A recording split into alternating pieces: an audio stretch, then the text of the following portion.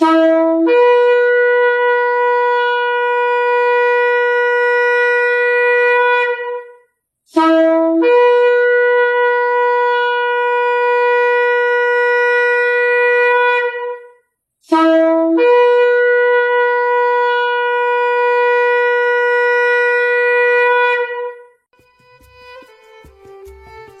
RPK yang dikasihi Tuhan dimanapun Anda berada. Shalom Beshem Yeshua HaMashiach, salam sejahtera dalam nama Yeshua HaMashiach, Tuhan Yesus Kristus, Juru Selamat kita.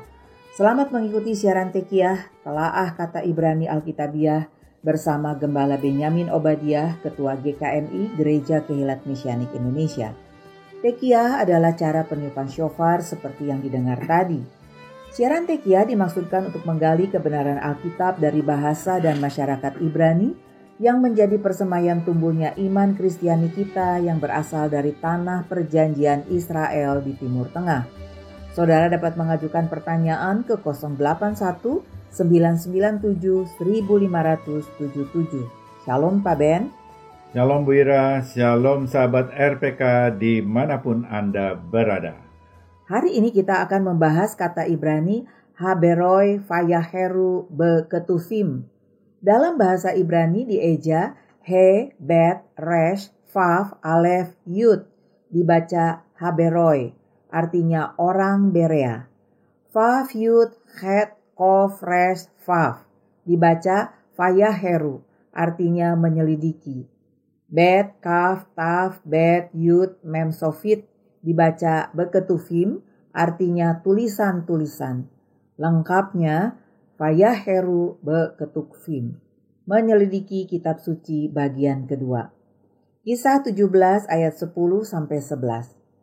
Tetapi pada malam itu juga segera saudara-saudara di situ menyuruh Paulus dan Silas berangkat ke Berea. Setibanya di situ, pergilah mereka ke rumah ibadat orang Yahudi. Orang-orang Yahudi di kota itu lebih baik hatinya daripada orang-orang Yahudi di Tesalonika, karena mereka menerima firman itu dengan segala kerelaan hati, dan setiap hari mereka menyelidiki kitab suci untuk mengetahui apakah semuanya itu benar demikian. Bagaimana orang Yahudi menyelidiki dan memahami kitab suci mereka? Dalam bagian pertama edisi ini, kita sudah membahas cara orang Yahudi memahami kitab sucinya dan bagaimana ini berbeda dari cara pemahaman Alkitab Kristen bangsa-bangsa. Pertama, Kristen cenderung membaca Alkitab sebagai buku teks atau buku manual dengan makna harfiah secara langsung. Sedangkan orang Yahudi lebih cenderung membaca Alkitab sebagai cerita naratif yang mempunyai konteks. Kedua, ilmu tafsir atau hermeneutik Yahudi menekankan konteks dan pemahaman teks yang komprehensif, yang menyeluruh.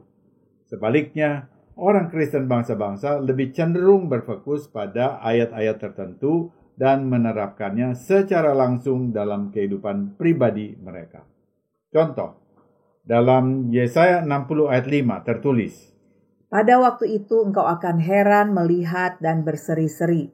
Engkau akan tercengang dan akan berbesar hati. Sebab kelimpahan dari seberang laut akan beralih kepadamu, dan kekayaan bangsa-bangsa akan datang kepadamu. Konteks ayat ini adalah penghiburan bagi Sion, yaitu pada saat umat Israel mengalami penebusan di saat era Mesianik. Dan ini bukan ditujukan untuk bangsa-bangsa. Namun ayat ini ketika dibaca oleh orang Kristen langsung direnggut untuk dijadikan dasar ajaran kemakmuran di lingkungan tertentu Kristen bangsa-bangsa. Ketiga, pendekatan Yahudi dalam mempelajari Alkitab sering memakai komentari dari para sage, yaitu orang bijak Israel. Sedangkan pendekatan orang Kristen dalam mempelajari Alkitab seringkali hanya bergantung pada pandangan dan tafsir pribadi saja. Ada yang dapat diterima, tetapi banyak juga yang janggal. Sekarang kita lihat lagi perbedaan penting lainnya dalam penafsiran kitab suci. Tradisi Yahudi mendorong penelaahan dari sudut pandang yang beragam. Untuk itu, para praktisi seringkali mempelajari tafsir berbagai rabi untuk memperluas pemahaman mereka. Di sisi lain, banyak umat Kristiani, khususnya kaum konservatif, meskipun mereka mengenal sumber-sumber komentari di lingkungan akademisi Kristen, namun pada akhirnya lebih memilih untuk memakai sumber-sumber dari internal denominasi mereka sendiri. Pendekatan ini dipandang memberi keamanan kepada pengkhotbah dan sekaligus juga menjaga konsistensi doktrin yang dianut denominasi yang bersangkutan. Namun pendekatan ini juga mempunyai kelemahan karena berpotensi membatasi wawasan mereka terhadap penafsiran dan perspektif Alkitab yang lebih luas. Akibatnya, masing-masing denominasi memiliki pandangan dunia biblikal yang lebih sempit, dan alur khotbah hanya seputar dogma denominasi yang bersangkutan saja. Tidak ada perkembangan yang lebih dinamis. Mari kita mencermati perkembangan cara pemahaman kitab suci kita. Dalam ranah perkembangan manusia, masa kanak-kanak ditandai dengan kepolosan dan kesederhanaan yang memikat imajinasi. Anak-anak kecil dengan keingintahuannya yang tak terbatas dan pikiran mereka yang tak tertekan seringkali menghadapi dunia dengan perasaan takjub dan kagum. Ketika mereka membaca, cara pandang mereka ditandai dengan pemahaman yang harfiah. Mereka menerima ayat begitu saja tanpa mendalami seluk-beluk dan nuansa yang mendasari narasi tersebut. Demikian pula, orang dewasa yang tidak pernah terpelajar atau menghargai pembelajaran belum bisa membedakan berbagai genre atau klasifikasi penafsiran Alkitab dapat disamakan dengan anak-anak kecil ini.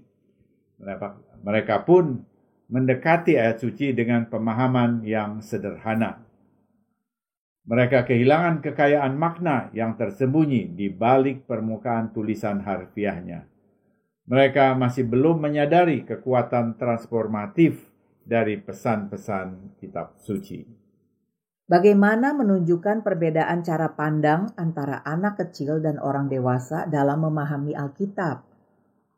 Coba kita bayangkan sebuah hutan nan hijau, penuh dengan kehidupan dan keajaiban. Hutan ini mewakili hamparan luas pengetahuan dan kebijaksanaan manusia. Di kedalamannya, seseorang dapat menemukan rahasia keberadaan dan kunci untuk memahami dunia. Di hutan ini, sekelompok anak kecil mengembara dengan mata terbelalak takjub. Mereka melihat pepohonan, bunga, dan makhluk yang menghuni ruang hutan tersebut. Mereka mengagumi keindahan alam. Mereka menyukai kesederhanaan lingkungan mereka. Namun mereka masih belum menyadari betapa rumitnya ekosistem yang menopang hutan. Mereka tidak dapat memahami interaksi kompleks antara kekuatan-kekuatan yang mengatur keberadaannya. Anak ini mewakili pembaca Alkitab yang kurang informasi. Mereka terpesona oleh narasi besar dan kisah kepahlawanan yang epik. Mereka terinspirasi oleh ajaran moral dan bimbingan etika yang diberikan teks tersebut.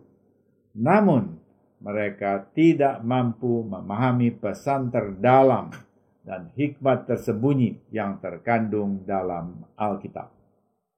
Ketika anak ini menjadi dewasa dan memperoleh alat berpikir kritis dan analisis, mereka mulai mengungkap misteri hutan.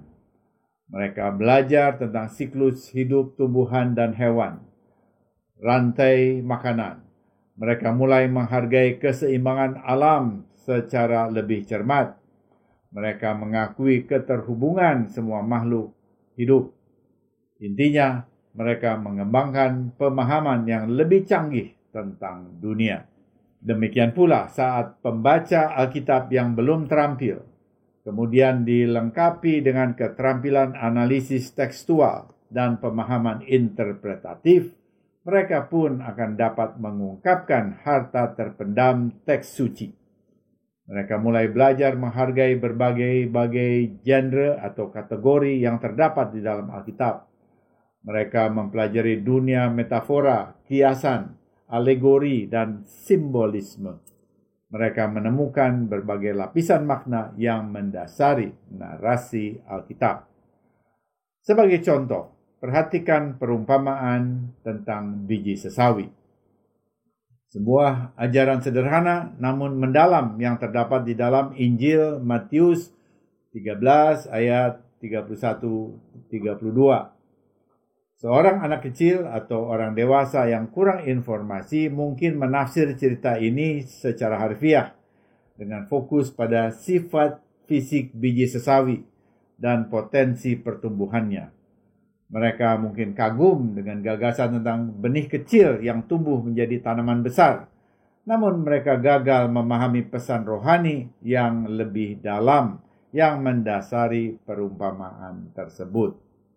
Ketika seorang mengembangkan keterampilan penafsiran Alkitab, mereka akan menghargai sifat alegoris dari perumpamaan biji sesawi. Mereka memahami bahwa biji sesawi melambangkan kerajaan Tuhan.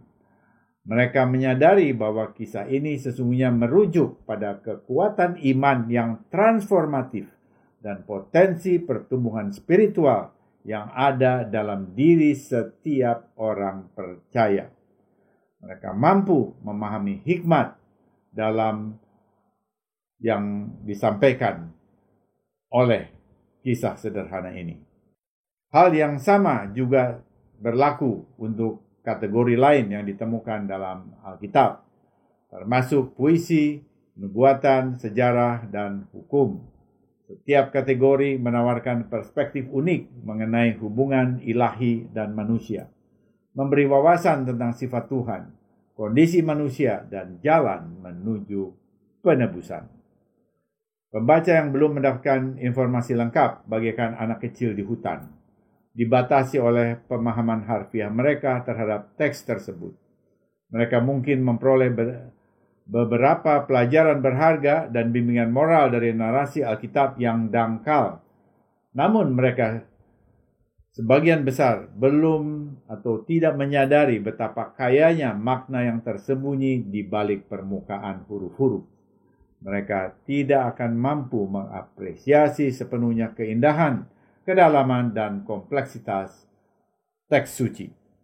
Sebaliknya, pembaca yang berpengalaman luas bagaikan anak yang beranjak dewasa dan mendapatkan pemahaman yang lebih mendalam tentang ekosistem hutan, mampu mengungkapkan misteri Alkitab. Mereka dapat menavigasi berbagai genre, kategori, dan menghargai nuansa yang memberi kekayaan dan kedalaman pada teks.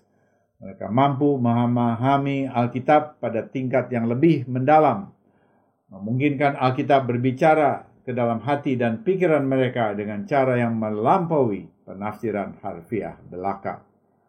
Demikian pula kitab-kitab nubuatan dalam Alkitab menawarkan beragam pesan yang dapat dengan mudah diabaikan oleh mereka yang mendekati teks tersebut hanya dengan pola pikir harfiah.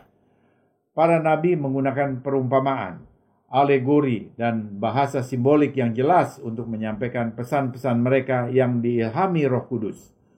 Dengan belajar mengapresiasi perangkat sastra dan teknik penafsiran yang digunakan para nabi, pembaca Alkitab abad 21 dapat mengungkap kebenaran terdalam yang menjadi inti ajaran para nabi. Prinsip yang sama berlaku pada kategori sejarah dan hukum Alkitab, khususnya hukum Moshe.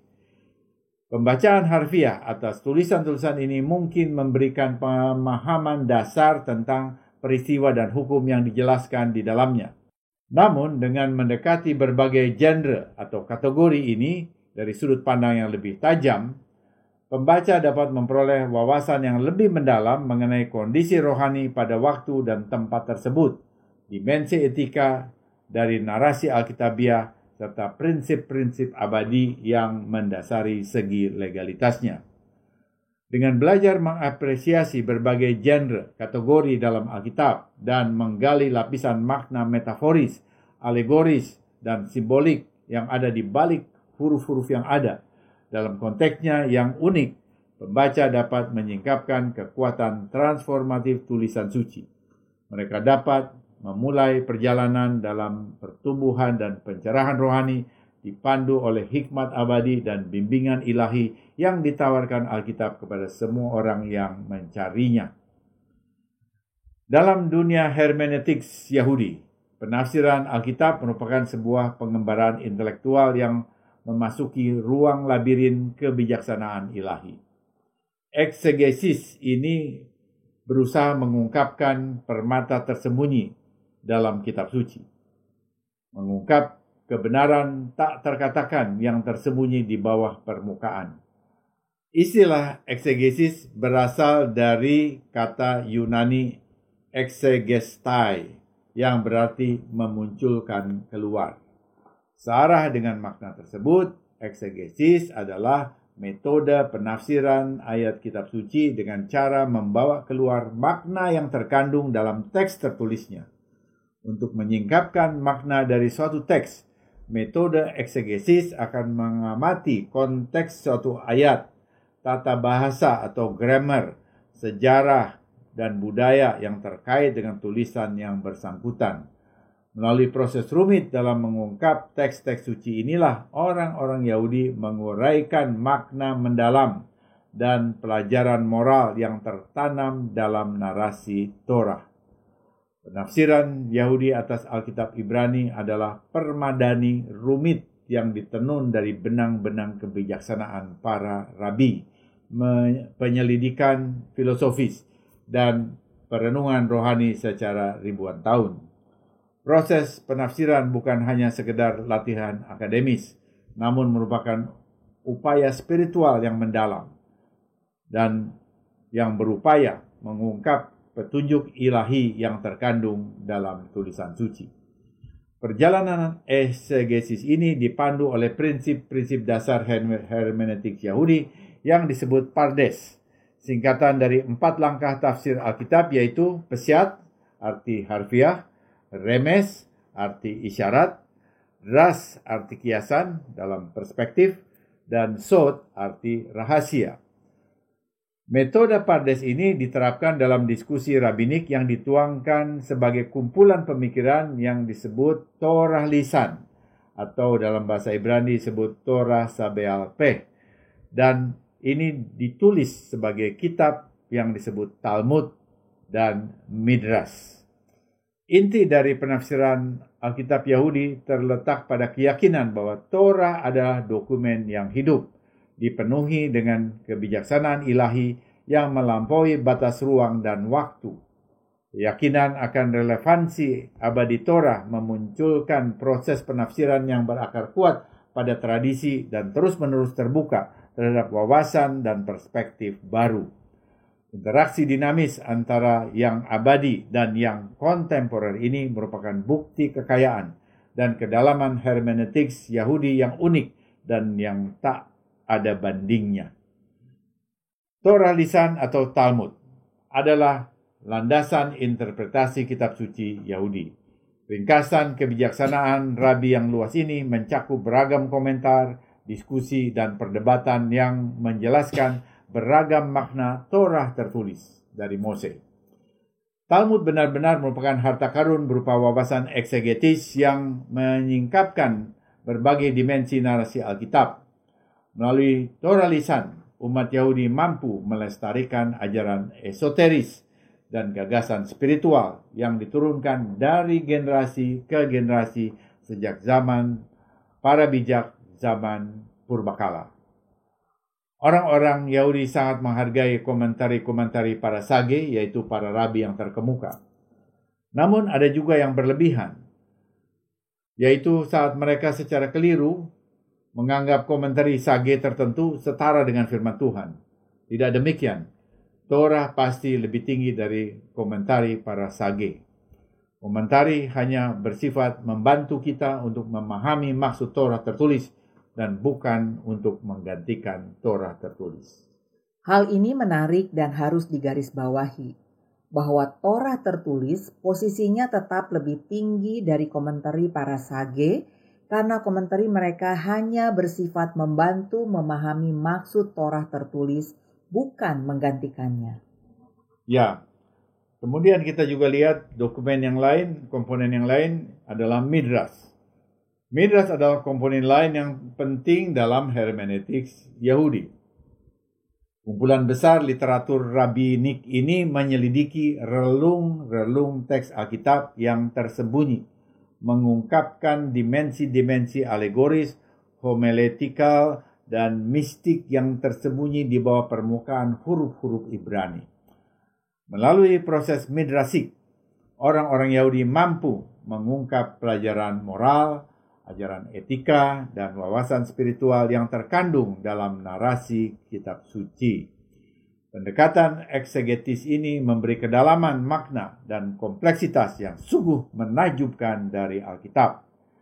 Selain Talmud dan Midrash, hermeneutik Yahudi juga diperkaya oleh kontribusi para filsuf dan mistikus besar Yahudi di abad pertengahan. Tradisi filosofis yang dicontohkan oleh para bijak Yahudi yang berupaya menyelaraskan ajaran Alkitab dengan pemahaman nalar manusia. Para pemikir ini mengembangkan sistem penafsiran canggih yang berupaya menyelaraskan kebijaksanaan ilahi Taurat dengan wawasan intelektual, logika, dan falsafah. Tradisi mistik atau rohani yang diwakili oleh gerakan kabalistik dan hasidik mengeksplorasi dimensi esoterik teks-teks Alkitab, yaitu hal-hal yang dimaksudkan untuk dipahami hanya oleh segelintir orang saja. Melalui prisma Kabalah, orang-orang Yahudi berusaha mengungkap makna tersembunyi dan makna kosmis dari ajaran Torah. Pendekatan mistik terhadap penafsiran ini menyelidiki relung terdalam dari keilahian, penyingkapan kebenaran rohani yang mendalam yang ada di dalam inti tulisan suci. Dalam sejarah hermeneutik Yahudi, kita juga menemukan rantai inovasi eksegetis yang tak terputus yang membentang dari zaman kuno hingga era modern. Sepanjang sejarah, para pemikir Yahudi terus berusaha mengungkap lapisan makna baru dalam teks-teks Alkitab, didorong oleh keyakinan bahwa hikmat ilahi dalam Torah tidak akan pernah ada habisnya. Tentu saja, belum tentu semua tafsir ajaran Judaisme dapat diterima secara mutlak, namun memahami hermeneutik Yahudi menunjukkan tingkat keseriusan orang Yahudi dalam memahami kitab sucinya.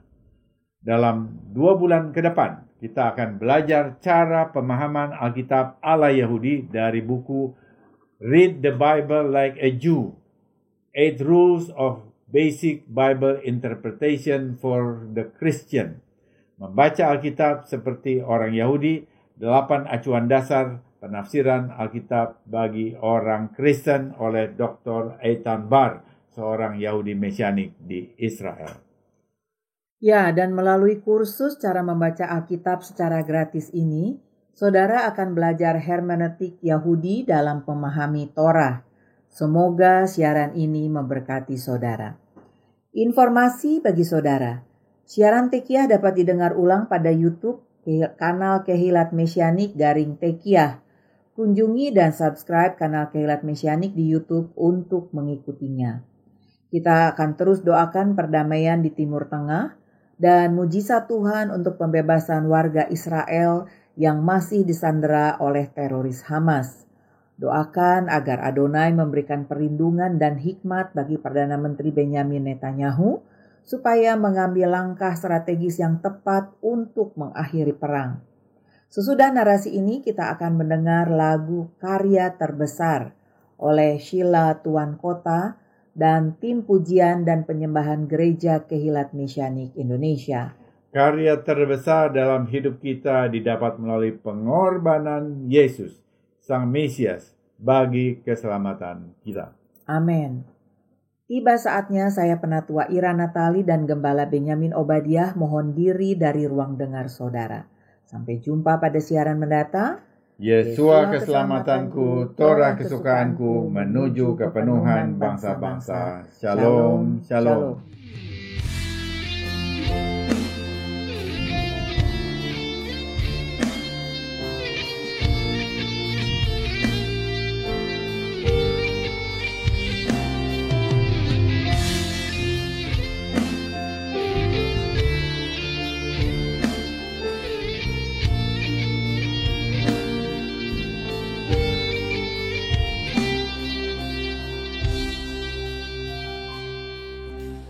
Kasih yang terindah, hati yang mulia, hanya ku temukan di dalam-Mu, Yesusku. Pujian dari hatiku selalu di setiap waktuku, tiada pernah berubah kasih-Ku. Karya terbesar dalam hidupku, pengorbanan-Mu yang selamatkanku. Engkaulah harta yang tak ternilai, yang ku miliki dan ku hargai. Yesus, Engkau ku kagumi. Kasih yang